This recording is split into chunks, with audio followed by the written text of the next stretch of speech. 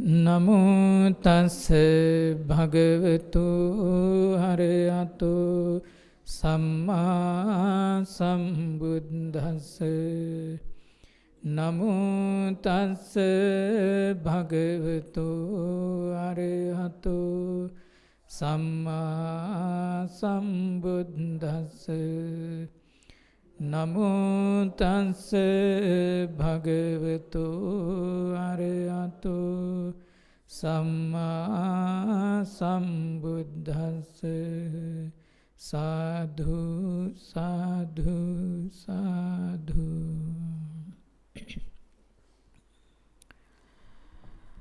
සදහවත් කාරුණික බුද්ධිමතුනි, පින්නතුනි, 2021 වර්ෂයට නියමිත වසාන සමය තුල සිද්ධ කරනු ලබන ධර්මදේශනා මාලාවෙහි දෙවන ධර්මානුශාසනාව සමගිනුයි පින්වන්ත ඔබ හැම දිනම මේ විදියට මේ මොහොත තුලදී සම්බන්ධ වන්නේ.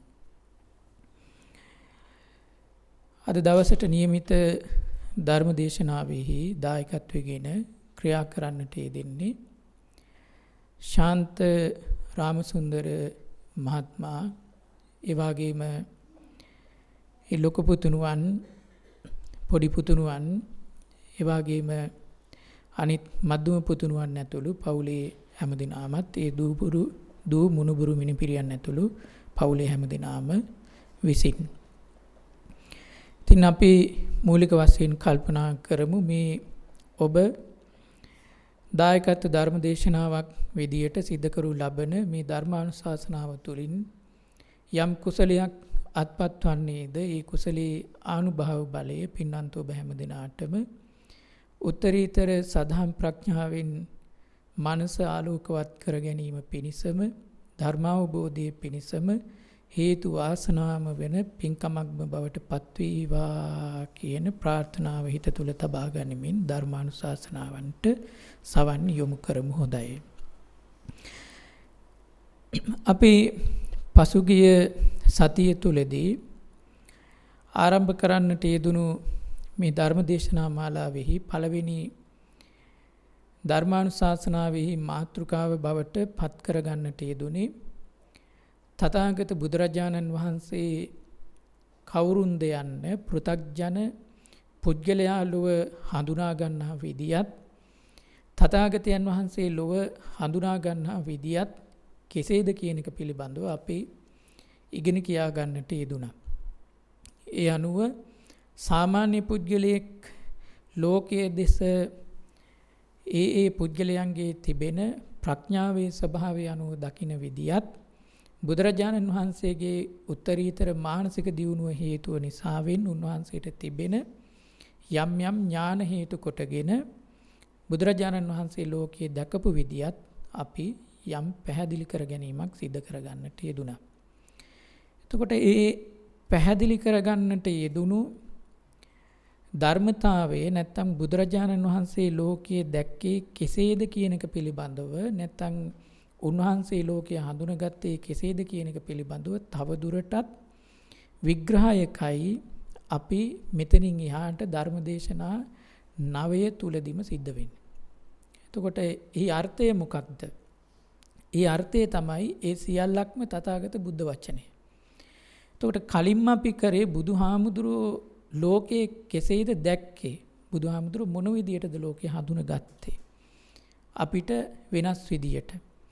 දැන් එහෙමනම් ඒ ලෝකයේ හඳුනගත්ත ඒ උත්තමයන් වහන්සේ අපිට කියලා දුන්න ලෝකය මෙන්න මේ වගේ. මෙන්න මේ විදියයි. මේ විදියට කොටස් තියෙනවා, මේ වගේ ධර්මතාවයන් තියෙනවා. අන්න ඒකට අපි කියන බුද්ධ ධර්මය කියලා නැත්නම් බුද්ධ වචනේ. එතකොට තවත් ඒ ලෝකයට බන්ධනය නොවි යම් පුද්ගලයෙක් ක්‍රියා කළ යුත්තේ කෙසේද කියන එක පිළිබඳව උන්වහන්සේ පරිේශණය තුළින් තහවුරු කරගත්ත දේවල් අපිට උගන්වන්නට යෙදුණා. ඒවටත් අපි කියන බුදුහාමුදුරන්ගේ මඟ පෙන්වීම කියලා.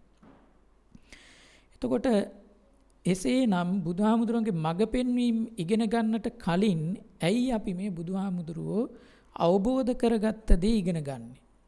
එතකොට හරි ලේසි බුදුහාමුදුරුවෝ ලෝකයේ හඳුනගත්ත විදිය ඉස්සෙල්ලා හඳුනගෙන ඊළඟට අපිට මේ ගමන කෙසේද බුදුහාමුදුරුවෝ නැත්නම් මේ ලෝකය හඳුනගන්න උපයෝගී කරගත්ත මාර්ග මොනවද කියන එක අපි ඊළඟට අවසානයට හඳුනගන්න ලේසි. ඒ කියන්නේ බුදුහාමුදුරුවෝ දැනගත්ත දේ කුමක්ද කියන එක පිළිබඳව අපි හඳුනගෙන මුල් අනුශාසනාවන් තුලදී ඊට පසු අනුශාසනාවන් තුලදී අපි බුදුහාමුදුරුවෝ ඒ හඳුනා ගැනීම සිද්ධ කිරීම පිණිස මොනවද උපයෝගී කරගත්ත ක්‍රමවේද කියන එක පිළිබඳව අපි සාකච්ඡා කරනවා. එතකොට අද දවසේ එසේනම් බුදුහාමුදුරුවෝ හඳුනගත්ත මේ ලෝකයේ මූලික වශයෙන් ප්‍රධානම වශයෙන් කොටස් 5කට බෙදලා හඳුන ගන්නවා. අන්නේ කොටස් 5යි අද දවසේ අපි සාකච්ඡාවට ලක් කරන්නට යෙදෙන්නේ. පින්නතුනි,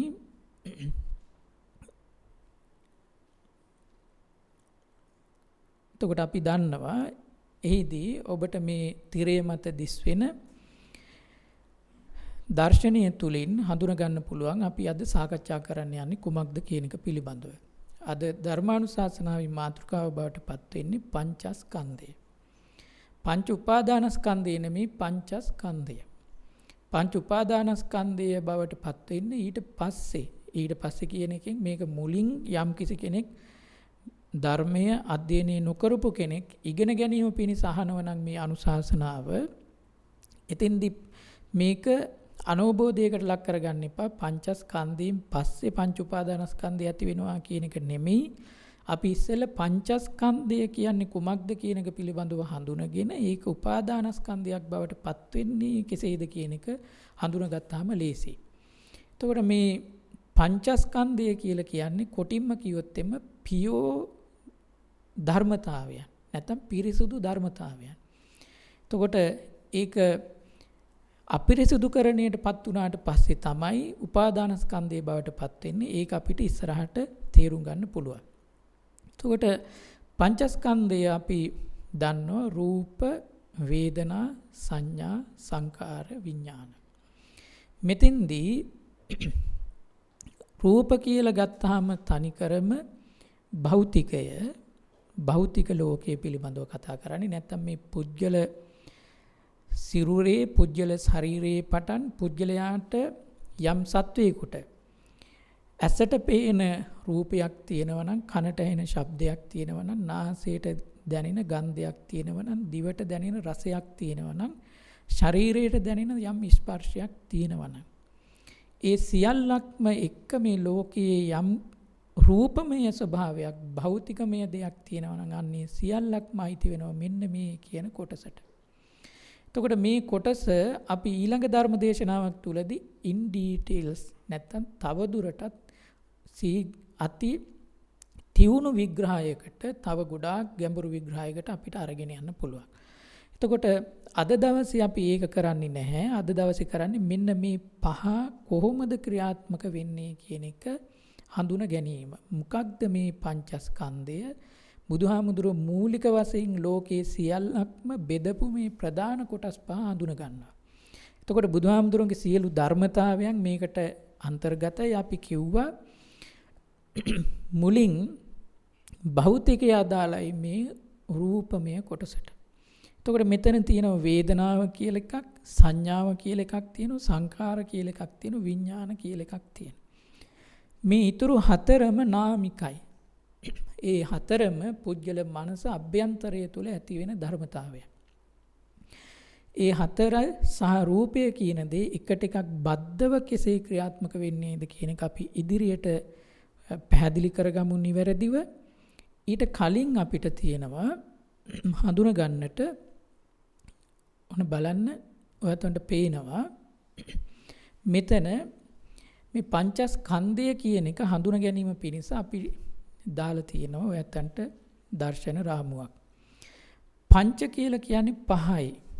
කන්ද කියලා කියන්නේ දැන් මේ පංච ධන කන්ද කියන එක තමයි පංචස්කන්ධ කියලා වෙන්නේ. නැත්තම් මේක පංචස්කන්ධ තමයි හරි වචනේ පාලි වචනේ.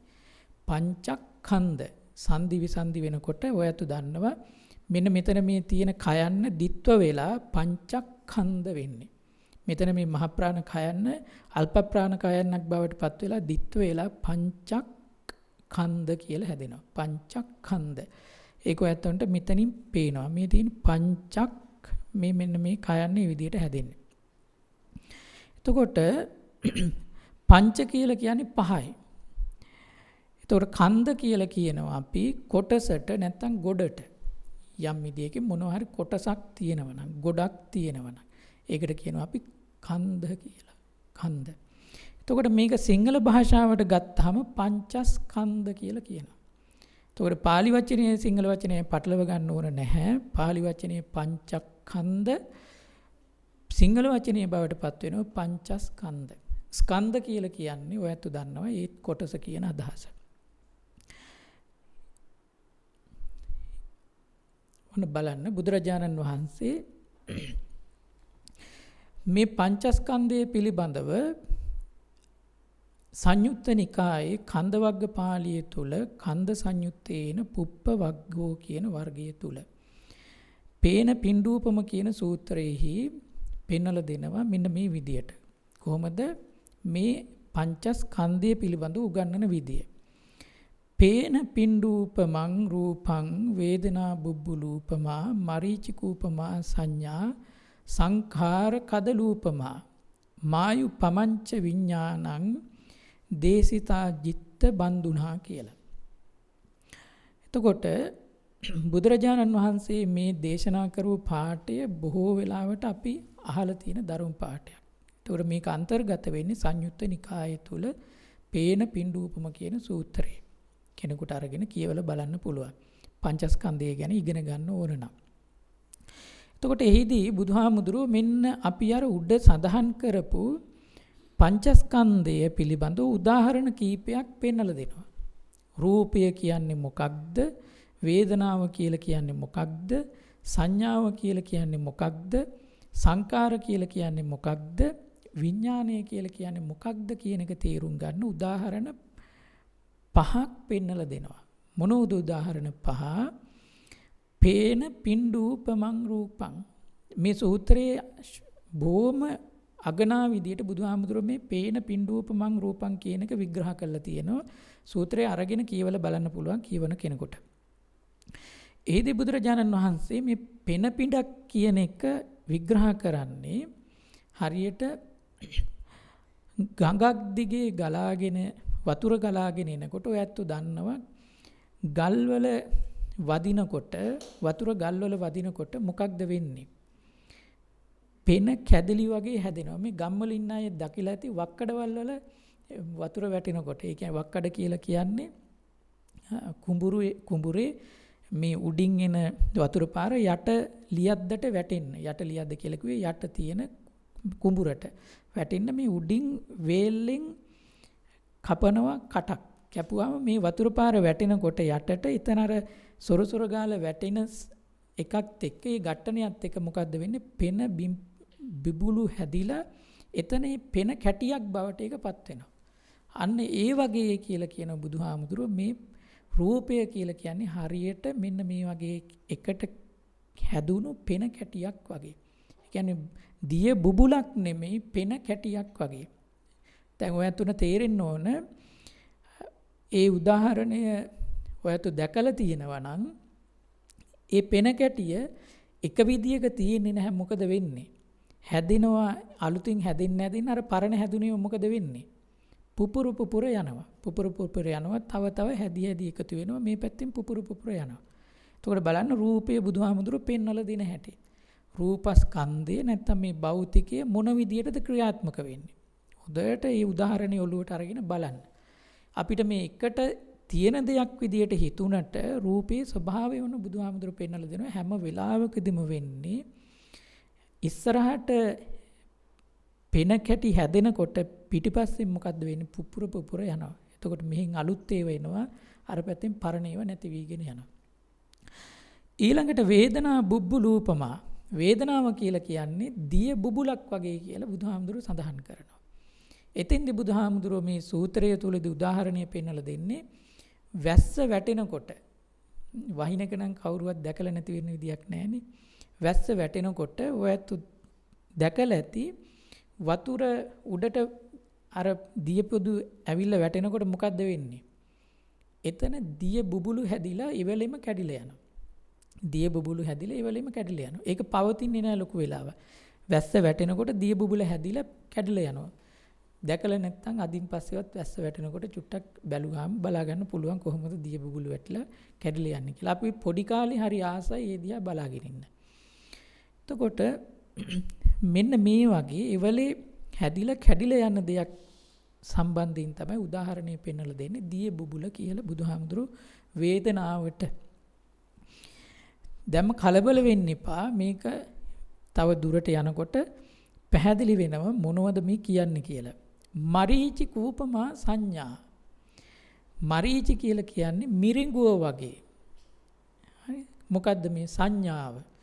බුදුහාමුදුරුවෝ සූත්‍රය තුලදී පෙන්වලා දෙන්නේ නියං කාලෙට ගොඩාක් පොළව රස්නේ වෙනකොට දුර පොළව රස්නින් පේනකොට මොකද්ද වෙන්නේ? දුර ඉන්න කෙනෙකුට එතන ඈත දුර දිය තියෙනවා වගේ පේනවා.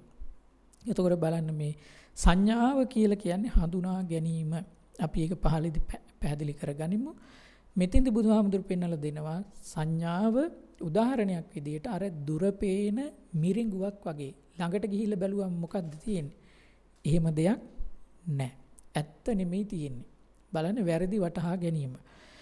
අපි ගිය සතියේත් ඔය පිළිබඳව යම් සුළුවෙන් සාකච්ඡා කරා වැරදි වටහා ගැනීම කොහොමද ලෝකයේ තේරුම් ගත්තේ බුදුහාමුදුරුවෝ කියන එක තුලදී. සංකාර කදලූපම සංකාර කියලා කියන්නේ කදලූපම හරියට කෙසෙල් කඳක් වගේ කියලා බුදුරජාණන් වහන්සේ පැහැදිලි කරනවා. එතෙන්දී උන්වහන්සේ දේශනා කරන්නේ කෙසෙල් ගහක යම් කිසි කෙනෙක් අරගෙන අර කෙසෙල් ඔයත් දන්නවා කෙසෙල් ගහේ පෙති ගලවන්න පුළුවන්. ඒ ගලවගෙන අරටුව හොයන්න කියලා ගලවගෙන යනවා කවුරු හරි. ඒක කවදාවත් ඒ අරටුවක් සොයාගන්න බෑ කියලා බුදුරජාණන් වහන්සේ දේශනා කරනවා. අන්න ඒ වගේලු මේ සංකාර කියලා කියන්නේ දෙයක් තියෙනවා කියලා පෙනුනට එතන ඇත්තටම හොයලා බලනකොට මොකද්ද නැත්තේ? ගලවල බලනකොට දෙයක් නැහැ. හරි. කියන්නේ අරටුව තියෙනවා කියලා හිතාගෙන සොයාගෙන ගියාට අවසානයේ මේක නිරීක්ෂණය කළ බලනකොට ගලවල බලනකොට ඇති දෙයක් නැහැ කියලා බුදුරජාණන් වහන්සේ පෙන්වලා දෙන්න මේ උදාහරණය ගෙනාවේ. මායු පමංච විඥානං. ඒක හරි අපූර්ව උදාහරණයක්. මායු පමංච කියලා කිව්වේ හරියට උන්වහන්සේ සූත්‍රය තුලදී දේශනා කරන්නේ සතරමං හන්දියක ඉන්නවලු ඔය ඇස්බැඳුම් කාර්යය. ඇස්බැඳුම් කාර්යය කියලා කියන්නේ කාටද? මැජික් පෙන්වන කෙනාට. එතකොට මැජික් පෙන්වන කෙනෙක් ඉඳගෙන මැජික් පෙන්වනවා වගේලු මේ විඥාණය කියන්නේ. එතකොට බලන්න විඥාණය තුලින් හඳුනා ගන්න දේවල් ඇත්තක්ද මේ විඥාණය කියලා කියන්නේ සිත. ඇත්තටම සිතත් එක්ක සිත බද්ධ වුණාම තමයි අපි මේ ලෝකේ හඳුනගන්නේ. බුදුහාමුදුරුවෝ මේකට මැජික් කාර්යය කියලා විඥාණයට කියන්නේ. ඒ කියන්නේ තනිකරම මොකද්ද කරවන්නේ අපිව? මුලාවටපත් කරනවා. ඇත්ත මොකද්ද කරවන්නේ? වහනවා. ඇත්ත වහනවා. එතකොට ඇත්ත වහලා යථාර්ථය වහලා අපි මායාවක මුලාවක පිහිටවනවා කියන එක පෙන්වන්නයි බුදුහාමුදුරුවෝ මෙතෙන්ද මේ උදාහරණය අරගෙන එන්නේ. හොඳයි. ඔන්න බලමු අපි මේ පංචස්කන්ධය කොහොමද එහෙමනම් ක්‍රියාත්මක වෙන්නේ කියලා. ඔන්න. දැන් මෙතෙන්දී ඔන්න බලන්න මෙතෙන්දී අපි පෙන්නලා තියෙන මෙතන රූපයක්. හරි. මේ මවුස් පොයින්ට් එක අරගෙන යන තැන බලන්න රූපයක්. ඊළඟට ඇස තියෙනවා. ඒ ඇසත් එක්ක චක්කු විඥානය හට ගන්නවා. හරිද? අපි ඒක පැහැදිලි කරගමු. ගිය සතියේත් යම් තාක් දුරට මේ යම් සුළු පැහැදිලි කර ගැනීමක් කරගත්තා. ඊළඟට වේදනාව හට ගන්නවා. ඊළඟට සංඥාව තියෙනවා. ඊළඟට සංකාර තියෙනවා. ඔන්න දැන් මේ පංචස්කන්ධයේ පුජ්‍යලයක් තුල ක්‍රියාත්මක වෙන විදිය. පුජ්‍යලයක් තුල පංචස්කන්ධය කොහොමද ක්‍රියාත්මක වෙන්නේ? මෙතන අපි ගනිමු මේ විදියට. දැන් මේ ටික ගත්තාම මෙතනින් මේ යටට යන ටික යටට යන ටික මෙතන අර පෙන්නපු ටිකේ ඉඳන් මෙතන යටට යන ටික සේරම රූප කොටසට අයිති වෙන්නේ. අර අපි උඩ කතා කරපු රූපවලට. හරිද? භෞතිකය. රූප කියලා කියන්නේ මේ ඇසට පේන රූප විදිහට දැම්ම. මෙතන ශබ්ද කියන්නේත් රූපයක්, ගන්ධ කියන්නේත් රූපයක්. ඊළඟට මේ පැත්තෙන් ගත්තාම රස කියන්නේත් රූපයක්, ස්පර්ශ කියන්නේත් රූපයක්. එතකොට මේ ධම්ම විතරයි රූපයක් නෙමෙයි. ඊළඟට මෙතනින් ගත්තාම ඇස රූපයක් භෞතිකයිනේ, කන රූපයක් භෞතිකයි, නාසය රූපයක් භෞතිකයි, ඊළඟට දිව රූපයක් භෞතිකයි, ශරීරයේ රූපයක් භෞතිකයි.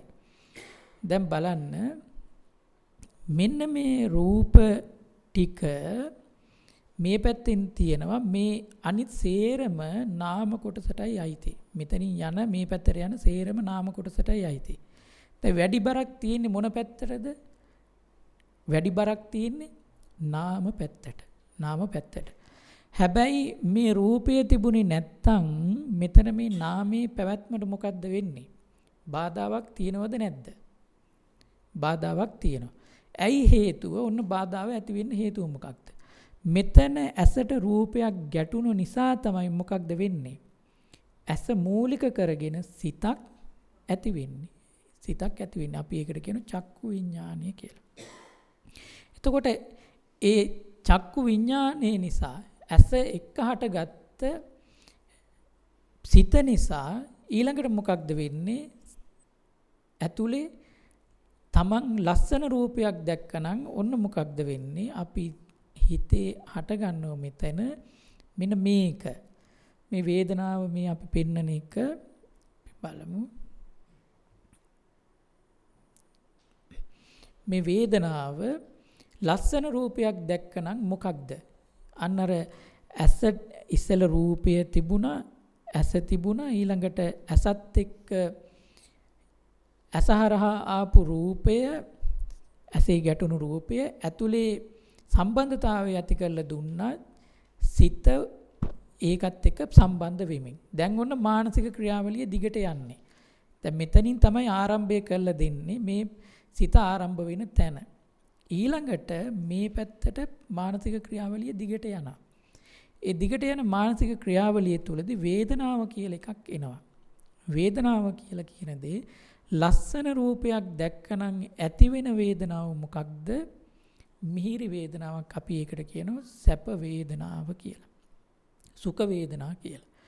එතකොට අවලස්සන රූපයක් දැක්කනම්, අකමැති රූපයක් දැක්කනම් ඒකට අපි කියනවා මොනව ඇති වෙන වේදනාව කියලාද? දුක්ඛ වේදනාවක්, අදුක්ඛම සුඛ වේදනාවක්. දැන් හොඳට තමන්ගේ මනසට මේක හිතලා බලන්න. ඇහෙන් රූපයක් දැක්ක අවස්ථාවන් වලදී අපි ඇතුලේ අපිට සැප වේදනා සහ දුක් වේදනා ඇති වුණු අවස්ථා තියෙනවා. ඊළඟට බලන්න මෙතන සංඥාව කියලා කියන දේ වේදනාව ඇති වෙලා තමයි කෙනෙක් ඊළඟ පියවරට යන්නේ. හඳුනා ගැනීම කරන්නේ මොකක්ද කියලා. අපිට මොකක්ද මේක හරියටම කියලා හඳුනා ගැනීම සිද්ධ කරන්නේ සංඥාව තුලදී. දැන් අපි කලින් සඳහන් කරා කලින් අනුශාසනාව තුලදී, ඒ කියන්නේ පහුගිය සතිය තුලදී මෙතනින් රූපයක් ආවහම ඇසට ඇසහරහා ඔන්න මානසික සම්බන්ධතාවය ඇති වෙනවා. ඒ හරහා ලෝකය වැරදි විදියට හඳුනා ගන්නවා කියලා අපි පැහැදිලි කරගත්තා. දැන් එහෙනම් අන්නේ වැරදි විදියට හඳුනා ගන්න කෙනා කවුද? මෙන්න මේ සංඥාව. බුදුරජාණන් වහන්සේ සංඥාවට පෙන්වලා දුන්න උදාහරණය මොකක්ද? ඔයතුන්ට මතක ඇති. මෙතන සංඥාවට උදාහරණය මොකක්ද පෙන්වලා දුන්නේ? මොකද්ද පෙන්වලා දුන්නේ? මිරිඟුවක් වගේ කියලා. සංඥාව මිරිඟුවක් වගේ කියලා බුදුරජාණන් වහන්සේ පෙන්වලා දුන්නේ. එතකොට දැන් බලන්න මෙතන අපි ඇසට රූපයක් ආවහම ගැටුණාම ඒ හරහා මානසික සම්බන්ධතාවය ඇති වෙනෝ ඔන්න සැප වේදනාවක් හරි දුක් වේදනාවක් හරි නැත්තම් දෙපැත්තටම නැති සමබර, ඒකට කියනවා අපි අදුක්ඛම සුඛ වේදනා කියලා. අදුක්ඛම සුඛ වේදනාවක් හරි හටගත්තා. ඔන්න ඊළඟට ඒ හට ගැනීමත් එක්ක අපි මොකද්ද කරන්නේ? ලෝකය හඳුනා ගන්න පටන් ගන්නවා. නැත්තම් ඒ ආපු දේ හඳුනා ගන්න පටන් ගන්නවා. ඒ හඳුන ගන්න ක්‍රමය ඇත්තටම වැරදි නිසාවෙන් තමයි බුදුහාමුදුරුවෝ මොකක්ද කිව්වේ? අන්න අර සංඥාවට උපහාරණය ගෙනාවේ මොකක්ද? මරීචික උපමා සංඥා කියලා. ඇයි? මේක මිරිඟුවක් වගේ. මිරිඟුවක් වගේ කියලා කිව්වේ මිරිඟුව ළඟට ගිහිල්ලා බැලුවාම දැක්ක දේ නෙමෙයි තියෙන්නේ. දැක්ක දේ නෙමෙයි තියෙන්නේ. ඇත්ත නෙමෙයි තියෙන්නේ. එතකොට මේ සංඥාව තුලින් ඔබම කල්පනා කරලා බලන්න. එහෙනම් දැන් මට මෙතන මේ ඔයත්තු පේනවා. දැන් හිතලා බලන්න. මගේ ඉදිරියේ මේ ඔයත්තු පේනවා. ඔයත්තුන්ගේ ඉදිරියේ මාව පේනවා. දැන් අපි අතර මේ අසහරහද රූපය ඇවිල්ලා ඇතුලේ දැන් මේ සම්බන්ධතාවය ඇති වෙලා තියෙන්නේ.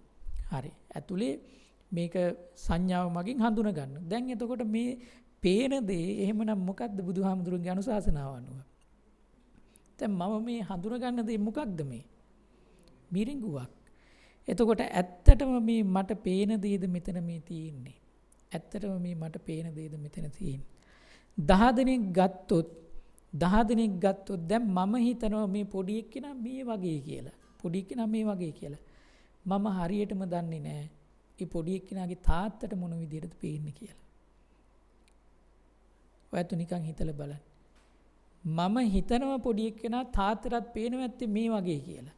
ඇත්තටම පොඩි එක්කෙනා තාත්තටත් පේනවා ඇත්තේ මේ වගේමද?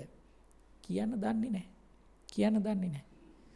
ඒක අපි කොහොමද කියන්නේ? කෙනෙකුට කියන්න පුළුවන් ෆොටෝ එකක් අරගෙන පෙන්නන්න කියලා. අපි දන්නේ නැහැ ෆොටෝ එකෙත් පේන්නේ මට ඒ වගේද කියලා. එතකොට මේ මායාවක් තුලද අපි ඉන්නේ. බුදුහාමුදුරුවෝ ඒකයි සඳහන් කරේ මේ හඳුනා ගන්න දේ මායාවක් කියන එක. නැත්තම් මේ මිරිඟුවක් කියන දේ මායාවක් නෙවෙයි මිරිඟුවක් කියන දේ. ඒක හඳුනා ගැනීම මොන වගේද? ඒක ගිහිල්ලා බැලුවාම ඇත්තට මෙතන ඒ හඳුනාගත්ත දේ නෙමෙයි තියෙන්නේ කියලා බුදුහාමුදුරුවෝ දේශනා කරනවා. මොන තරම් යථාර්ථවාදී කතාවක්ද මේක? මොන තරම් ප්‍රඥාගෝචර කතාවක්ද? එතකොට බුදුරජාණන් වහන්සේ මේ හඳුනා ගැනීම කරන්න මොන තරම්නම් වීරියක් දරන්නට ඇද්ද? ඊළඟට උන්වහන්සේ සඳහන් කරනවා අන්නේ හඳුනා ගැනීමෙන් පසුව ඒ මායාවක් වගේ සිද්ධ කරගනු ලබන මේ මායාව නෙමෙයි නැවතත් මායාව කියුණා මිරිඟුවක් වගේ හඳුනා ගැනීම ඊළඟට මොකද්ද කරන්නේ? සංකාර කරනවා නැත්නම් අபிසංස්කරණය කරනවා. ඒක තුල ඒ ගත්ත දේ එක්ක තව තවත් හිත තුල මොකද්ද කරවන්නේ? සිතිවිලි ගොඩනගනවා. දැන් බලන්න මෙතන මේ පොඩි ළමයා මගේ ඇහැට ගැටිලා ඒ එක්ක සම්බන්ධතාවය ඇති වෙලා දැන් අර මිරිඟුව වගේ වෙන්නේ නැති දැන් මම හඳුනාගත්ත විදියක් තියෙනවා. ඇතුළට ගත්ත විදියක් තියෙනවා. අරගෙන දැන් මොකද්ද කරන්නේ? එයා ගැන මම සිතිවිලි ඇතුලේ තව ගොඩනගනවා. ඒකට කියනවා අපි මෙන්න මේ සංකාර කියලා. දැන් බලන්න එතකොට පංචස්කන්ධය දිගට ක්‍රියාත්මක වෙන හැටි. ඔය දැන් අපි ඇසෙන් විතරයි කතා කරේ. තව මොනවයින්ද සිද්ධ වෙන්නේ? කනෙනුත් ඔය වගේමයි. නාසයෙනුත් ඔය වගේමයි. ඊළඟට දිවෙනුත් ඔය වගේමයි. එතකොට ශරීරේනුත් ඔය වගේමයි. මෙන්න මේ උඩ සඳහන් කරපු පහෙන්ම අරගනිපු සංඥා ගොඩක් මනස තුල තැම්පත් කරගෙන ඉන්නවා. ඒකත් වම ඇර අර රැයට වම ඇරලා කන හරක වගේ කියන්නේ දවල් දවසේ කාපු ටික රැයට වම ඇරලා හරක කනවනේ. ඒ වගේ අපි නිකන් ඉන්න වෙලාවට මොකද්ද කරන්නේ? මේ අර පහෙන් ගනිපු ටික මතක් කර සිතවිලි ගොඩනග ඉන්නවා. බලන්න. එතකොට ඒකට කියනවා ඒක තනිකරම මානසික ක්‍රියාවලියක්. දැන් මේක අතුරක් නැතිව කිසිදු හිඩසක් නැතිව මේ 6 මොකක්ද වෙන්නේ? වැඩ කරනවා. මේ 6 කිසිදු අතුරක් නැතුව හිඩසක් නැතුව මේ 6 එකට එක බද්ධව වැඩ කරගෙන යනවා. එතකොට දැන් හිතලා බලන්න මේ සමස්ත ක්‍රියාවලිය තියෙන්නේ පංචස්කන්ධයේ මතද නැද්ද? සමස්ත ක්‍රියාවලිය තියෙන්නේ පංචස්කන්ධයේ මතද නැද්ද? දැන් මෙතනින් අපි හිතමු කවුරු හරි මේ විඥාන කියන කොටස මැදින් අයින් කරනවා. දැන් මොකද්ද වෙන්නේ? විඥාන කියන කොටස මෙතනින් මැදින් කවුරු හරි අයින් කරා කියලා කියමු. දැන් මොකද්ද වෙන්නේ? වේදනාවයි සංඥා සංකාරයි මොකද්ද කරගන්න විදියක් නැත්තේ. සම්බන්ධතාවය ඇති වෙන්න විදියක් නැහැ. භෞතිකයත් නාමයත් අතර සම්බන්ධතාවය ඇති වෙන්න විදියක් නැහැ. එතකොට සම්බන්ධ කරන්නා කවුද? මෙන්න මේ විඥානය. ඒක නිසා විඥාණයට කියන කවුරු කියලාද? මායාකාරය කියලා. ඔන්න අපිට මේක වහලා මේක හොරෙන් හංගලා පෙන්නන කෙනා කවුද? මේක සම්බන්ධතාවය ඇති කරලා දෙන කෙනා. අන්න මේ ඇත්ත වහලා තියෙන දේ තියෙන විදිහට පෙන්වන්නේ නැතුව මායාවක් වගේ මායාකාරයක් වගේ ඇවිල්ලා මායාකාරයේ ස්වභාවය මොකද්ද? එයා එක එක දේවල් ගැජමැටික් එකතු කරලා දාලා ඇතුලෙන් වහලා අපිට මැජික් එකක් පෙන්වනවා. දැන් මෙතෙන්දී බුදුහාමුදුරු පෙන්වලා දෙනවා විඥානය කියලා කියන්නේ මායාකාරයක් වගේ. එතකොට මායාකාරයා කරන ක්‍රියාවලිය විඥානයයි කරන්නේ. එතකොට මේ භෞතිකයත් නාමයත් අතර බන්ධනිය ඇති කිරීමේ මායාකාරය බවට පත් වෙන විඥානය. එතකොට හිතලා බලන්න මේ මැද මේ ඇති කරන කෙනා මායාකාරයක් වෙනුවට සැබෑ යථාර්ථය පේන කෙනෙක් දැම්මොත් මොකද්ද වෙන්නේ? මායාකාරයක් නැතුව සැබෑ යථාර්ථය පෙන්වන කෙනෙක් දැම්මොත් මොකද්ද වෙන්නේ?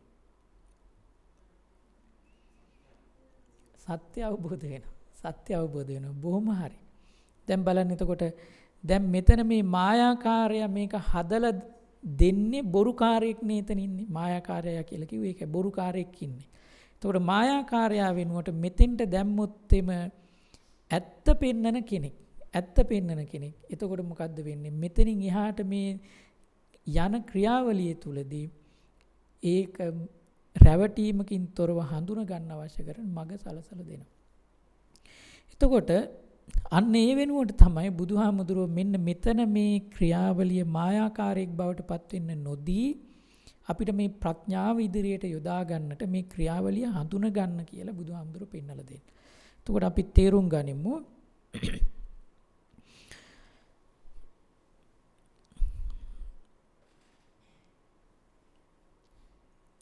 අපි මෙතන දාලා තියෙනවා ඔයතුන පේන වැති සම්පූර්ණ සිරුරක් දාලා ඇසත් දාලා කනත් දාලා ඊළඟට නාසයත් මෙතන තියෙනවා දිවක් තියෙනවා ශරීරයේ කොහොමද තියෙනවා. හරි. මේ තනිකරම අපි මේ භෞතිකය ගැන මේ මෙතන මේ පෙන්වලා දීලා තියෙනවා. එතන ලියලා තියෙනවා එතන පේනවා ඇති කාය විඥානයේ වඩාත් දැනෙන බව හඳුනා ගැනීම. කාය විඥානය වඩාත් දැනෙනවා. ඇයි හේතුව? දැන් අපි මෙතෙන්දී බලන්න කල්පනාවෙන් අහගෙන ඉන්නේ. එතකොට තේරෙයි මෙතෙන්දී දිවට දැනෙන ජීවහා විඥානය ඊළඟට උඩ දැනුණු නාසයට දැනුණු ගාන විඥානය කනට දැනුණු සෝත විඥානය ඇසට දැනුණු චක්කු විඥානය. හොඳයි. ඒ විඥාන සියල්ලටම වඩා මේ කාය විඥානය පැතිරිලා තියෙන්නේ. ඇයි හේතුව? ජීවහා විඥානය හෝ මෙතෙන්ට යමු අපි ඇසට ඇත්තටම අපි මෙතෙන්ට ගිහිල්ලා බැලුවොත් කිව්වොත් ඔයත් පේනවා ඇසට ඇත්තටම රූපය පේන්නේ කොතෙන්ටද? බුදුහාමුදුරුවෝ අභිධර්මයේ තුලදී සඳහන් කරනවා කොතෙන්ටද පේන්නේ? චක්කු ප්‍රසාදය. මුළු ඇහැටමද රූපය පේන්නේ? නෑ. ඇහි එක තැනක් තියෙනවා අන්න එතෙන්ට විතරයි රූපය පේන්නේ. එතකොට ඇහැ වටේම තියෙන සියල්ලම මොන විඥානයද? කාය විඥානය. මේ ඇහැට ඇන්නොත් එම කවුරු හරි ඇඟිල්ලෙන් මොකද්ද දැනෙන්නේ? රූපයක්ද පේන්නේ නැත්නම් රිදුමක්ද දැනෙන්නේ? රිදුමක් දැනෙන්නේ. එතකොට ඇසෙත් තියෙනවා මොකක්ද? අපි මේ ඇස කියලා කියන මේ භෞතික රූපය තුලක් තියෙනවා මොකද්ද? කාය විඥානය. හොඳයි. කවුරු හරි කනට ඇඟිල්ලෙන් ඇන්නොත් කනට මොනවා හරි දැම්මොත් එම කනට මොකක් හරි දානවා. දැම්මොත් ඉරට කෑල්ලක් දානවා. කෝටු කෑල්ලක් දානවා. දැන් නිින්ද යන අයට දැම්මට කමක් නැහැ. කෑල්ල. කන ඇද්දාම මේ කාය විඥානේ දැනේ. එතකොට අපි මේ සාකච්ඡා කරගනිමින් ඉන්නේ දැන් කන ඇතුළට කනට ශබ්දනේ ඇහෙන්නේ. එතකොට කනට සෝත විඥානයනේ හටගන්නේ. හැබැයි සෝත විඥානයේ කනේ තියෙන කොතනද? සෝත ප්‍රසාදය තුල පමණයි. හරියටම එතන ගැටුණොත් පමණයි ඒක එහෙම වෙන්නේ. අපි මෙතනින් බලමු මෙන්න මේක අපි මේ පෙන්නලා දීලා තියෙන එක තේරුම් ගැනීම පිණිස. මෙන්න මෙතන බලන්න. දැන් මේ කන ඇතුලේ තියෙන සෝත ප්‍රසාදය තුල ගැටුණොත් තමයි අපිට හරියට ශබ්දයක් ඇහෙන්නේ. එතකොට ඊතුරු කනේ සියල්ලම මෙහි කොහේ හරි මේකට මොනවා හරි යතුරු කටුවක් හරි මොනවා හරි දෙයක් දාලා ඔය කර කැවුවොත් අරක මේක කරොත් මොන විඥානයේද දැනෙන්නේ? කාය විඥානය දැනෙන්නේ. හරි. ඊළඟට අපි බලමු මෙතන නාසය. නාසය තුලදී ඔයත් දැන් නාසයට දැනෙන විඥාණයට අපි කියන මොන විඥානය කියලාද? ගාන විඥානය. නැත්තම් ඒක ගාන විඥානය දැනෙන්නේ කොතෙන්ටද? සෝත ගාන ප්‍රසාදයට. එතකොට නාසය මූලික කරගෙන තියෙන ගාන ප්‍රසාදයට. හොඳයි. අපි හිතමු නිකන් ගාන ප්‍රසාදේ මම මෙන්න මේ පෙන්නන තැන කියලා. ඒක එතන නෙමෙයි වෙන්න පුළුවන්. මේක මේ උදාහරණයක් විදියට. මෙතන කියලා හිතමු.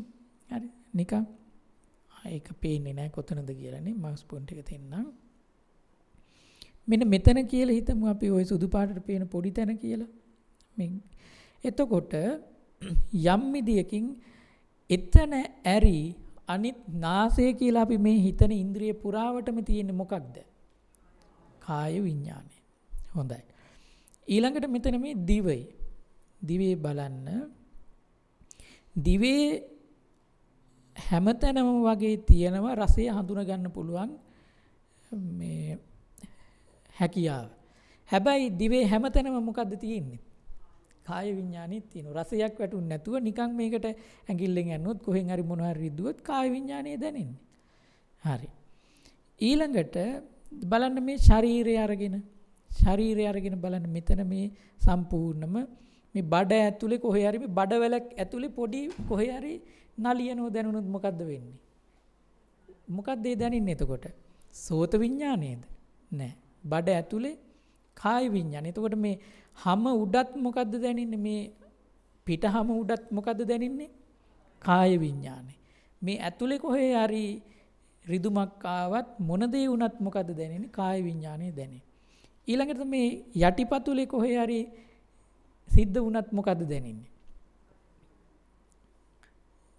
යටිපතුල දන්නෝනේ යටිපතුලේ මොනවා හරි වුණොත් ඒත් කාය විඥාන. ඊළඟට මේ ඔළුව ඇතුලේ කොහේ හරි මේ මොලේ පොඩ්ඩක් රිදෙන්න ගන්නවා. නහරයක් එහෙම වෙලා. මොකද්ද දැනෙන්නේ? කාය විඥානේ. දැන් බලන්න එතකොට පපුවේ ගැස්මක් එනකොට පෙනහල්ල ඇතුලේ වෙන්න පුළුවන්. ඔය කොහේ හරි හැමතැනම මොකද්ද දැනෙන්නේ? කාය විඥානේ. එතකොට මම මෙතන මේ තව පැහැදිලි වෙන්න මේ පිටිපස්ස පේන්නත් කොන්ද පැත්තෙත් ඇතුළේ පේන්නත් ඒක දාලා තියෙනවා. තවත් මේ පුජ්‍යල ශාරීරික පුරාවටම හැමතැනම දැනෙන්නේ කාය විඥානය. දැන් එහෙනම් ඔයත් තේරුම් ගන්න ඕන මමෙක් ඉන්නවා කියලා දැනෙන්න ප්‍රධානම හේතුව මොකක්ද එහෙනම්? දැන් මේ මම මෙතන ඉන්නවා කියලා දැනෙන්න ප්‍රධානම හේතුව මොකක්ද? කාය විඥානය. කියන්නේ මනෝ විඥානේ නැතුව නෙමෙයි. අපිට මේ මම කියලා පුජ්‍යලයා සම්පූර්ණම පේන්න පටන් ගන්නෙ ඇයි හේතුව? මෙතන මේ කාය විඥානේ හැමතැනම දැනෙන නිසා. කාය විඥානේ හැමතැනම දැනෙනවා. බලන්න දැන් මම මෙතන මේ කකුල වෙනස් කරනකොට එතන කාය විඥානේ දැනෙනවා. මේ කතා කරන ගමන් මේක අති ශීඝ්‍රයෙන් මගේ මනස මේ කතා කරන එකටත් යනවා අතින්ටත් යනවා. බලන්න. එතකොට ශීඝ්‍රයෙන් මොකද්ද වෙන්නේ? මෙතනින් විඥාණය බලන්න වෙනස් වෙන හැටි. මම කතා කරන එක දීලා ඊළඟට මෙතන හිතුවොත් තමයි කකුල වෙනස් කරන්න පුළුවන්. හිතුවේ නැත්තම් කකුල වෙනස් කරන්න පුළුවන්ද? බෑ. එතකොට බලන්න ශීඝ්‍රයෙන් මේක එහෙට මෙහෙට මාරු වෙවි යන නිසා හිතෙනවා මොනවා කියලාද? දැන් ඔන්න ඉඳගෙන ඉන්න එක දැන් ඔයත් ඔන්න දැන් මේ පස්සපැත්තට හොඳට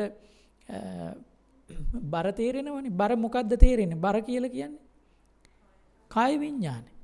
දැන් එහෙනම් මම ඉඳගෙන ඉන්නවා කියලා දැනෙන්නේ ඇයි මේ? කාය විඥානය නිසා. ඇත්තටම එතකොට කියන්න මට මෙතන තිබිලා තියෙන්නේ මොනවද මේ? මොනවද මේ තිබිලා තියෙන්නේ? නෑ මොනවද තිබිලා තියෙන්නේ ඇත්තටම? රූප ටිකක්, රූප කොටස් ටිකක් තිබිලා තියෙන්නේ. දැන් එතකොට කවුද මේ තන තියෙන? දැන් මේ මෙතන හොඳට හිතලා බලන්න, මේ පුටුව උඩ තියෙනවා මස් ටිකක් තියෙනවා. හරි? ඇටකටු ටිකක් තියෙනවා. දැන් එහෙනම් මේ මස් ටිකේ, මේ පුටුව උඩට මස් ටිකේ බර දැනින්නේ, හරිද? ඇටකටු ටිකේ බර දැනින්නේ කවුරු නිසාද? කාය විඥානය නිසා. හරි. ඇත්තටම එතකොට තිබිලා තියෙන පැත්තක මොකක්ද? රූප යම් කිසි කොටස් ටිකක් මේ පැත්තකින් ඉඳන් මේකට බැසගෙන ඉන්න මොකද්ද තියෙන්නේ? කාය විඥානයක් කියලා දෙයක් තියෙනවා. හරිද? එතකොට මේ කාය විඥානය නිසා තමයි අපිට මේ තන හැම වෙලාවකදීම මේ මම ඉන්නවා වගේ පේන්නේ. හැබැයි ඇත්තටම වෙලා තියෙන්නේ මොකක්ද? එක මොහොතකදී මෙතනින් රූපය බලනවා, බලද්දී එතනට යනවා චක්කු විඥාණයට යනවා. මෙහෙන් මොකද්ද වෙලා තියෙන්නේ? ආපහු මේ බර දැනෙනවා කියලා කියන්නේ, කකුල වෙනස් කරනවා කියලා කියන්නේ මොකද්ද වෙලා තියෙන්නේ? කාය විඥාණයට එනවා. ආපහු ශබ්දය ඇහෙන එකට යනවා කියලා කියන්නේ මොකක්ද? සෝත විඥාණයට යනවා. බලන්න විඥානයේ මාරු වෙවි යන ගමන් වැඩිපුරම තියාගෙන ඉන්නේ කොතනද? කාය විඥානයේ තුල. හරි? එතකොට මේක හැම තැනම මනෝවිඥානයේ මොහොතකදී ඉන්න පුළුවන්, චක්කු විඥානයේ මොහොතකදී ඉන්න පුළුවන්, සෝත විඥානයේ මොහොතකදී ඉන්න පුළුවන්, ඊට පස්සේ ජීවහා විඥානයේ මොහොතකදී ඉන්න පුළුවන්. හැබැයි මේ කාය විඥානය කියන දේ විටින් විට දැන් මේ කතා කරන ගමනුත් මේ පැත්තේ රිදුනොත් එමෙ මොකද්ද වෙන්නේ? එතෙන්ට සිත ගිහිල්ලෙනවද නැද්ද? ගිහිල්ලෙනවා. දැන් බලන්න, මම මේ පැත්තේ රූපයක් බලන ගමන් මේ පැත්තේ රිදුනොත් එමෙ ටක් ගාලා මෙතෙන්ට යනවා. එතකොට මාරු වෙන හැටි බලන්න. අන්න කාය විඥානයේ තියෙන නිසා අපිට මේ මම කියලා කෙනෙක් ඉන්නවා කියන එක වැඩිපුර දැනෙනවා. හරි. අපිට අවශ්‍යතාවය තිබුණේ මේ කාය විඥානය ඇස තුලත්, කන තුලත්, නාසය තුලත්, දිව තුලත්, ශරීරය තුලත් කියන මේ හැමතැනම දැනෙනවා කියන එක පෙන්වලා දෙන්නයි මෙතෙන්දී. හොඳයි. ඊළඟට බුදුරජාණන් වහන්සේ දේශනා කරනවා, දැන් අපි හඳුනගත්ත රූප, වේදනා, සංඥා, සංකාර, විඥාන කියන මෙන්න මේ කොටස් පහ කොහොමද ක්‍රියාත්මක වෙන්නේ කියන එක පිළිබඳව යම් හඳුන ගැනීමක් කරගත්තා. හොඳයි. බුදුරජාණන් වහන්සේ මේ සංයුත්ත නිකායේ කන්දවග්ග පාළියේ කන්ද සංයුත්තේ කන්ද කියන සූත්‍රය තුළදී දේශනා කරනවා රූපස්කන්ධය කියලා කියන්නේ මොකක්ද කියලා. හරි. පංච භික්කවේ කන්දේ දේසිස්සාමි. පංච උපාදානස්කන්ධේච පංච උපාදානස්කන්ධයත් දේශනා කරනවා කියලා සඳහන් කරනවා. තන් සුනාත කතමේච භික්කවේ පංචස්කන්ධා. යංකින්ච භික්කවේ රූපං, දැන් මුල ටිකේ තේරුම කිව්වොත් මේ පංචස්කන්ධය දේශනා කරනවා පංච උපාදානස්කන්ධයත් එක්කම. හොඳින් අහන්න. මොකක්ද මේ භික්ෂූනි පංචස්කන්ධය කියලා ඔන්න පැහැදිලි කරනවා. යංකින්ච භික්කවේ රූපං, යම් භික්ෂූනි රූපයක් තියෙනවද? ඒ රූපය අතීතානාගත පච්චුප්පන්නං. ඒ කිව්වේ අතීත රූපයක් තියෙනවා නම්, ඊළඟට අනාගත රූපයක් තිබෙනවා නම්, පච්චුප්පන්නං කියලා කිව්වේ වර්තමාන රූපයක් තියෙනවා නම්. ඒක යට ඔයතුන්ට පැහැදිලි වෙයි. දැනට මතක තියාගන්න, රූපයක් තියෙනවා නම් අතීත රූපයක්, අනාගත රූපයක්, වර්තමාන රූපයක් තියෙනවා නම් ඒ සියල්ලක්ම මොකක්ද?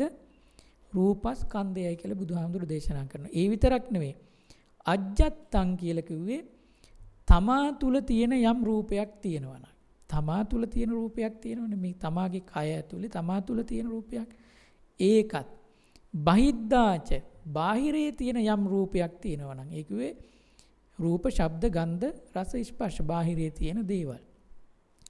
ඕලාරිකං, ඕලාරික කියලා කියන්නේ ගොරෝසු රූප තියෙනවා. ගොරෝසු රූප තියෙනවනේ. මේ පටවි ගතිය වැඩිපුර තියෙනකොට ගොරෝසු. සුකුමං කියලා කියන්නේ සෞම්‍ය රූප තියෙනවා. ඊළඟට හීනං කියලා කියන්නේ යහපත් රූපති, අයහපත් රූප. අයහපත් රූප තියෙනවා. හීනං කියලා කිව්වේ ඒකයි. පනීතං කියලා කිව්වේ යහපත් රූප තියෙනවා. ඊනම් කියන්නේ සුඛ සහගත රූප තියෙනවා. පනීතං කියලා කිව්වේ දුක්ඛ සහගත නැත්නම් අයහපත් රූප තියෙනවා. ඊළඟට යන් දූරේ දුර තියෙන රූප තියෙනවා. දුර තියෙන දැන් අපි ඇමරිකාවෙමත් කල්පනා කරොත් ඇමරිකාවේ තියෙන රූප තියෙනවා. දැන් අපිට අර බැලුවාම අර පාරේ තියෙන දුර තියෙන රූප තියෙනවා. හරි. ඊට සන්තිකේ රූපන් ළඟ තියෙන රූප තියෙනවා. මේ ළඟ තියෙන ඒවාත් තියෙනවා. එතකොට රූපස්කන්ධයේ කොටස් 11කට අනුව පෙන්නලා දෙනවා. මොනවද? අතීත රූප, අනාගත රූප, වර්තමාන රූප, ඊළඟට තමා තුල තියෙන රූප, බාහිර තුල තියෙන රූප, ඊළඟට ගොරෝසු රූප, සෞම්‍ය රූප, ඊළඟට හීන රූප, පනීත රූප සහ දුර රූප සහ ළඟ රූප 11යි. එතකොට මෙන්න මේ විදියට බුදුහාමුදුරු රූපස්කන්ධය අපි කිව්වක් කන්ද කියලා කියන්නේ මොකක්ද? ගොඩ කියලා අපි හඳුනාගත්තා. ගොඩ. එතකොට ඔන්න රූපස්කන්ධයේ රූප ගොඩ මොකක්ද කියන එක බුදුහාමුදුරුවෝ මතින්දි පෙන්නලා දෙනවා. යම් කිසි කෙනෙක්ට මෙන්න මේ කියන විදියට අතීත අනාගත වර්තමාන විදියට රූපත් ඊළඟට තමා සතුවත් පිටත් තියෙන රූපත් ඊළඟට ගොරෝසු රූප සෞම්‍ය රූපත් ඊළඟට යම් කිසි විදියකින් සැපසහගත රූප සහ දුක්ඛසහගත රූපත් ඊළඟට දුර සහ ළඟ තියෙන රූපත් ආදී වශයෙන් මේ විදියට රූප කොටස් ටිකක් ගැටෙනවා නම් අන්නේ ටිකට කියනවා මොකද්ද? රූපස්කන්ධයයි කියලා. හොඳයි. ඒක කොහොමද වෙන්නේ? ඔන්න බලන්නකෝ. මම අර ගොරෝසු සුකුම ඒ කතාවල් පැත්තකින් තියලා තේරෙන්නට මෙතන මේ අතීත වර්තමාන අනාගත විතරක් දැම්මා. ඔන්න බලන්න නැවතත් අපි අතෙන්ට ගිහිල්ලෙමු. කොතෙන්ටද? මුලට. මෙන්න මෙතන අපි දැක්කා මෙතන රූප ටිකක්. අපි දැක්කනේ. මෙතන රූප ටිකක් ලැබුණා. හොඳයි. දැන් අපි යනවා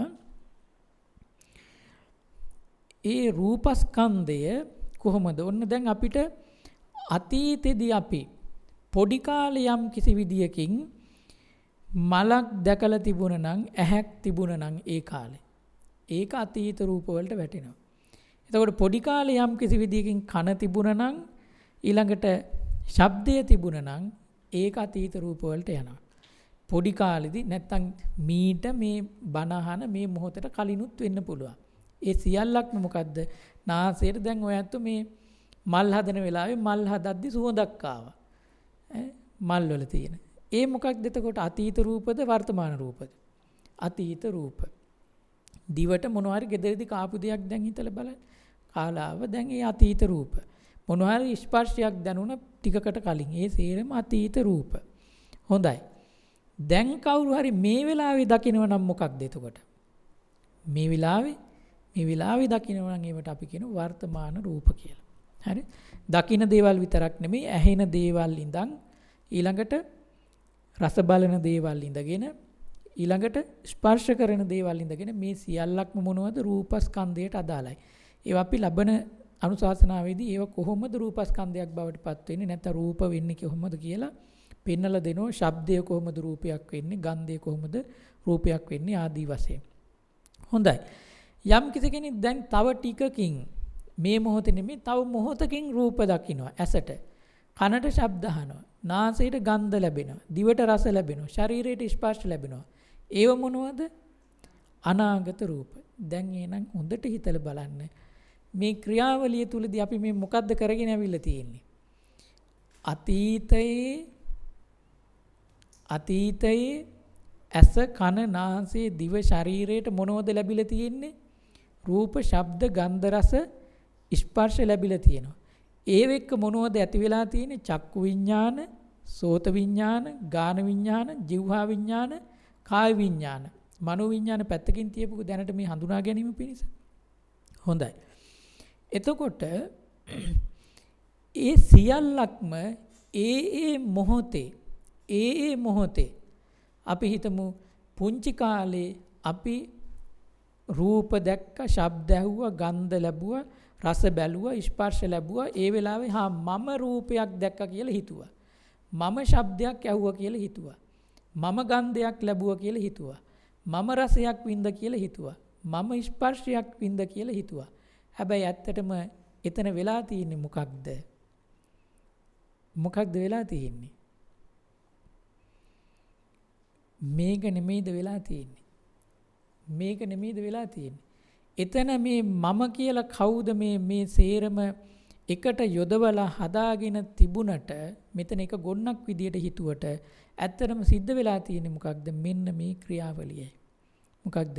රූපයක් ඇසට ආවට පස්සේ මායාකාරී කවුද? විඥානය මගින් ඒකේ ඇතුලේ කොටස් ටික ඇති කරලා දුන්නා. කවුද හිතුවේ? ඒ වෙලාවේ හිතුවා මම මේ රූපය බලනවා කියලා හිතුවා. ඇත්තටම වෙලා තියෙන්නේ මොකක්ද? මෙතන මෙන්න මේ ධර්මතාවයන් ටික ක්‍රියාත්මක වීමයි සිද්ධ වෙලා තියෙන්නේ. එතකොට ඒ වෙලාවේ අපි ශබ්දයක් ඇහුවනම් ඔන්න මම අම්මගේ හඬ ඇහුවා කියලා හිතනවා. ඒ වෙලාවේ. හරි?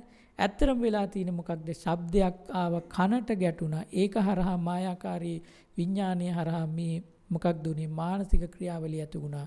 ඇතුලේ මේ ක්‍රියාවලියත් එක්ක ඔන්න මම ඉන්නවා වගේ දිගට එකට තියෙන දෙයක් වගේ පේන්න පටන් ගත්තා.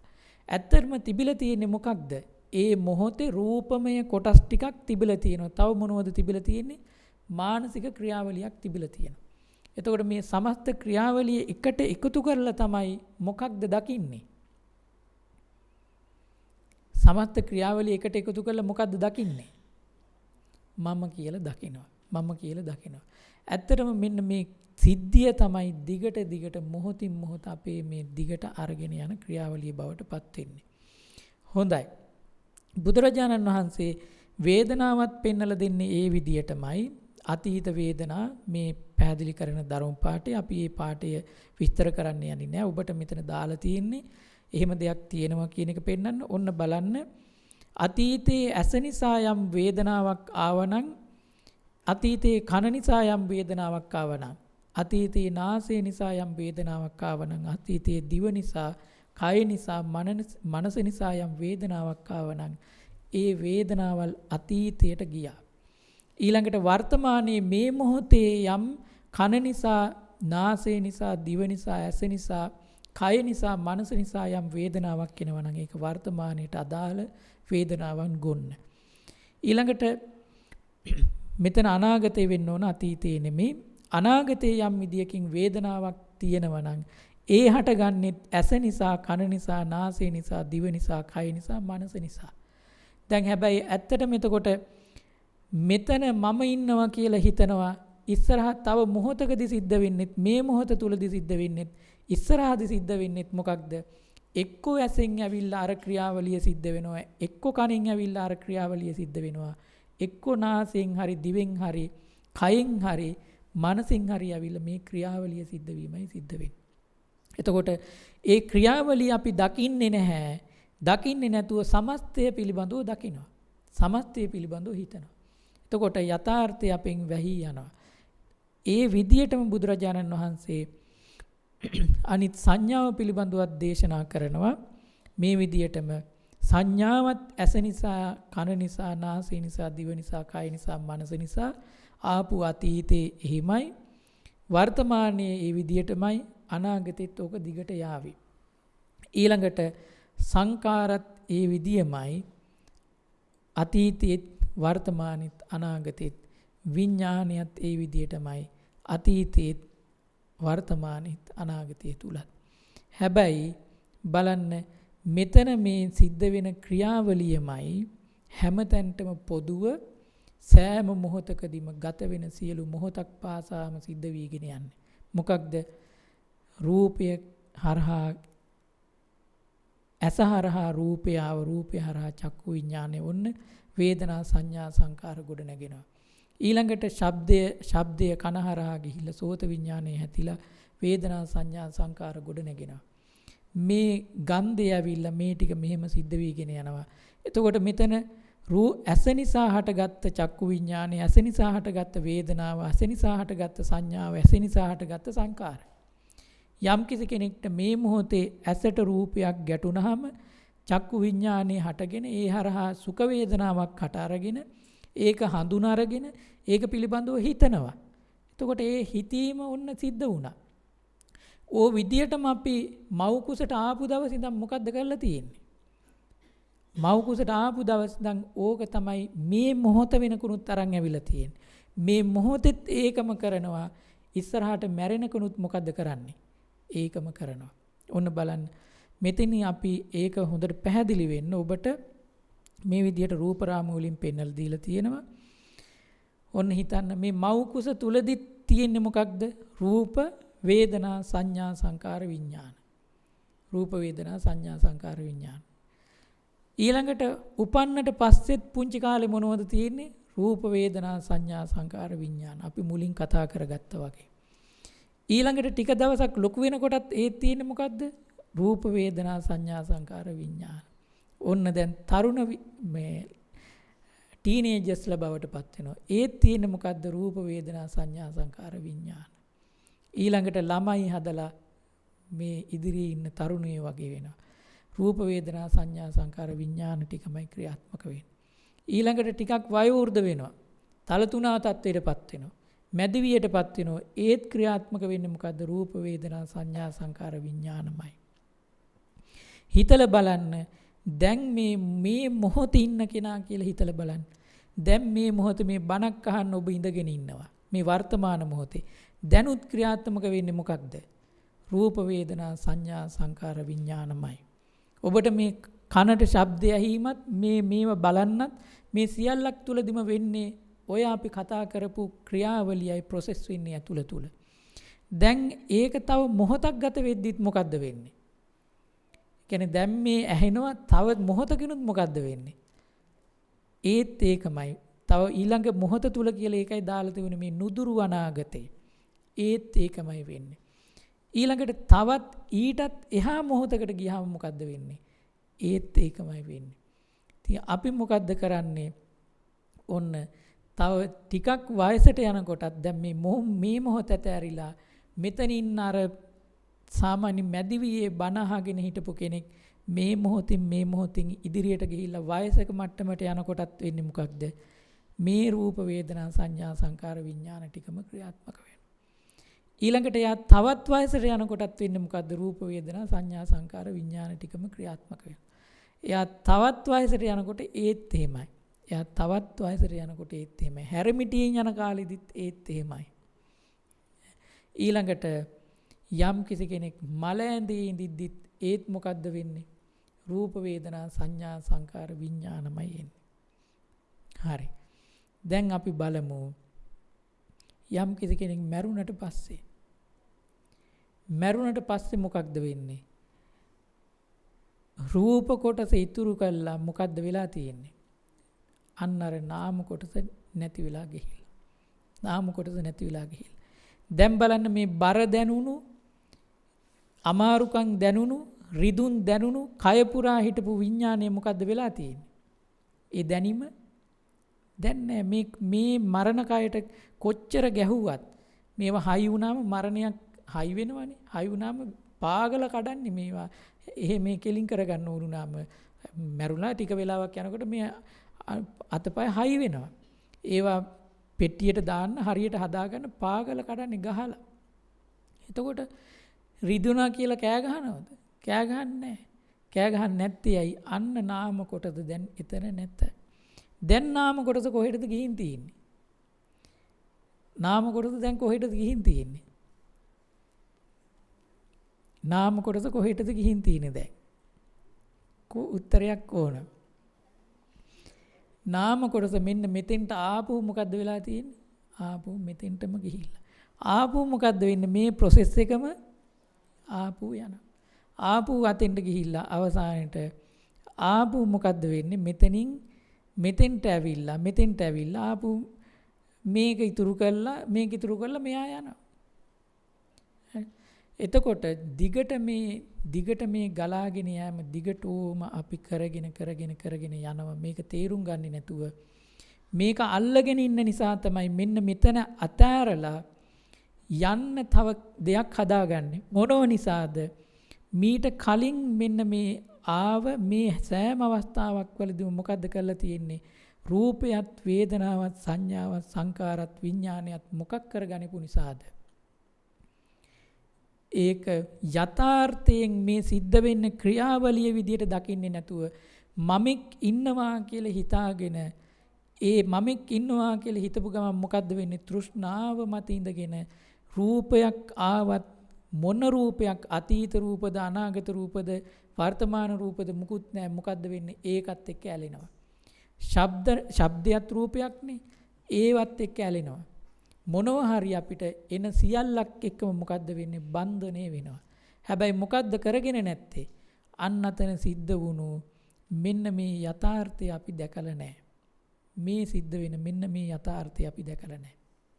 එතකොට ගත වෙන මොහොතක් පාසාම මේ process එකයි පුද්ගලයෙක් තුල ක්‍රියාත්මක වෙන්නේ. මේ යථාර්ථයයි ක්‍රියාත්මක වෙන්නේ.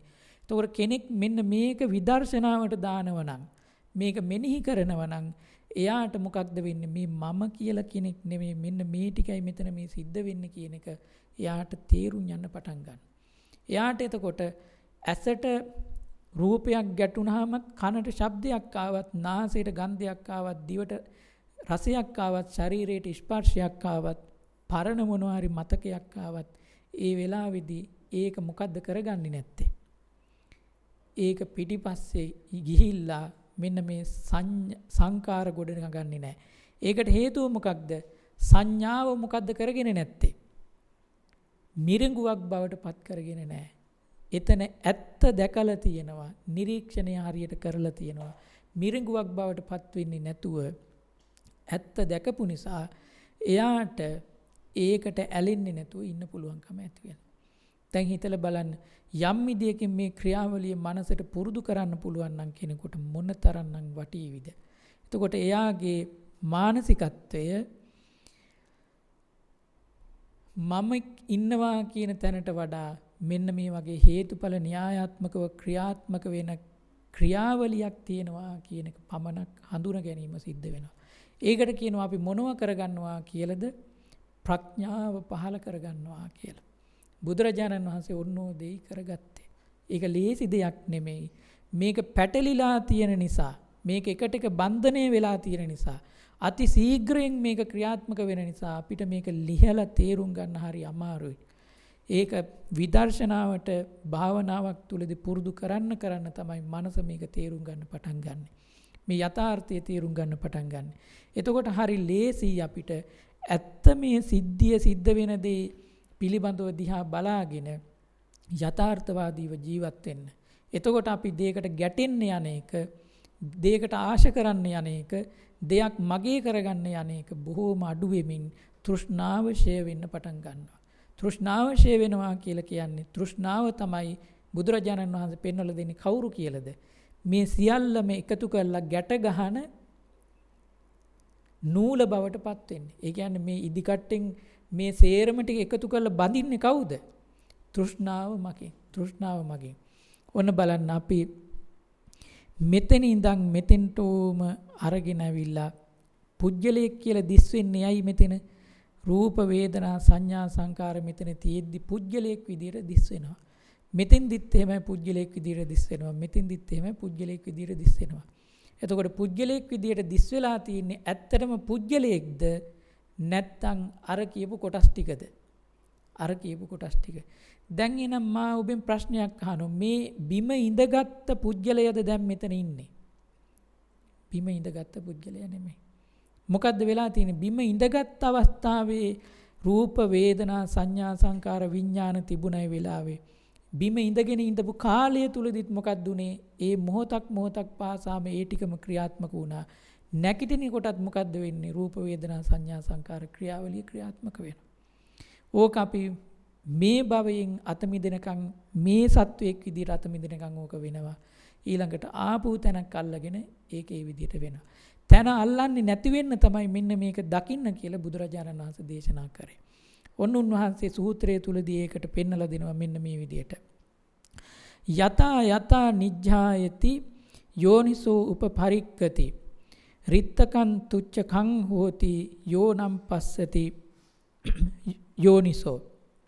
යමෙක්ගේ පංචස්කන්ධ නුවණින් බලාද යම් යම් ආයුරකින් සිතාද අර පංචස්කන්ධයේ නුවණින් දකිනවා නම් යම් යම් ආයුරකින් මෙනෙහි කරනවා නම් නුවණින් නැවත නැවත විමසාද තමන් මේක ඥානවන්තව නැවත නැවතත් නිරීක්ෂණය කරලා බලනවා මේකද වෙන්නේ කියලා. අන්න එයාට තේරෙන්න පටන් ගන්නවා මොකක්ද මෙතන හිස් බවක් තියෙන්නේ කියලා. පුජ්‍යලයක් නැති බව, හිස්කමක් තියෙන්නේ කියලා, ක්‍රියාවලියක් තියෙන්නේ කියලා. ශූන්‍ය බවක් වැටහෙනවා කියලා බුදුහාමුදුරෝ දේශනා කරනවා. මෙතන ඇත්තටම පුජ්‍යලයක් නෙමෙයි.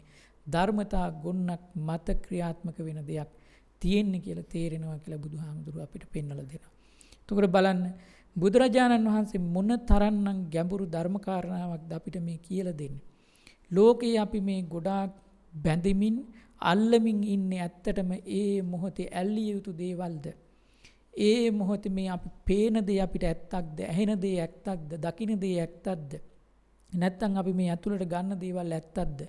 ඒ මොහොතේ නැත්තම් මේ සිත රවට්ටමින් මායාකාරයා විසින් රවට්ටමින් අපි එවලෙවල මේක තුල පටලවලා තැබීමක්ද මේ වෙන්නේ?